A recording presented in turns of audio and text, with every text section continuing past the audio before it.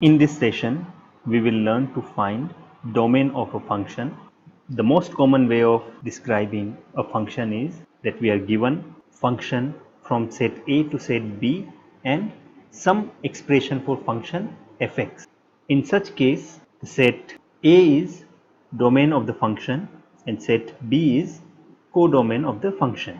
But sometimes we are not given the full definition of the function, we are just given the expression fx and we are asked to find its domain. So the question that we are faced with is how to find domain of a function when we are only given expression fx. In these questions, unless mentioned otherwise, fx is assumed to be a real function.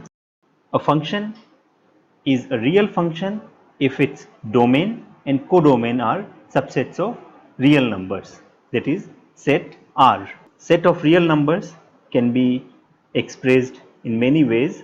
One of the ways is interval notation, minus infinity to infinity in small bracket.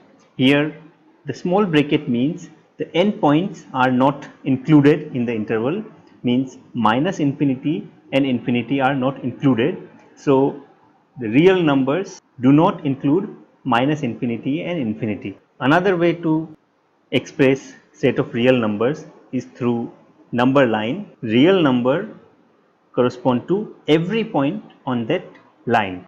So once we are clear that the function given is a real function, now how do we find its domain? For a function to be a real function, it has to satisfy some conditions. First condition is that the expression in the denominator of function should never be equals to 0.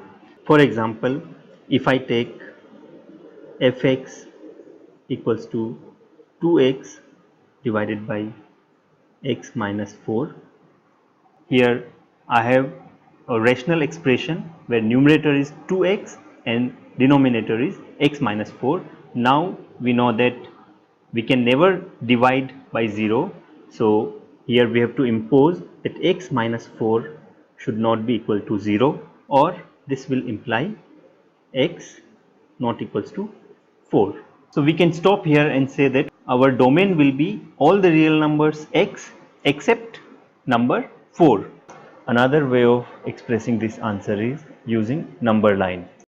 So here we have this number line and we know that the number 4 is excluded from our domain. So I draw a hollow circle at 4 and all other numbers except 4 are part of our domain.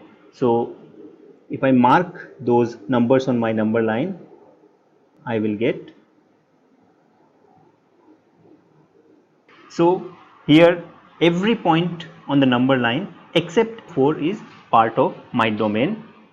If I want to denote that in interval notation, I can write that as all the points from minus infinity to 4 excluding 4 union all the points from 4 to infinity, and here I have excluded 4.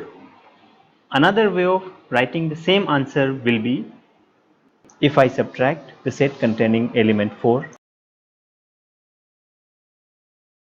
from my set of real numbers.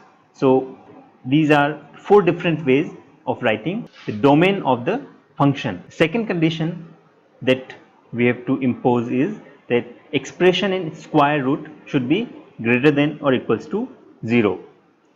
Let's do one example here. Say my function is square root x minus 2. Now because we can take square root of only non-negative numbers, the condition that I have to impose is x minus 2 should be greater than equal to 0. This will imply x greater than equals to 2. Another way will be showing this answer on number line. Here I have my number line and all the numbers greater than or equals to 2 are in our domain. Because 2 is included, I make a solid circle. So all the numbers greater than or equals to 2 are part of my domain. So every point on this red line is part of my domain. Another way of writing that will be in interval notation, square bracket 2 up to infinity.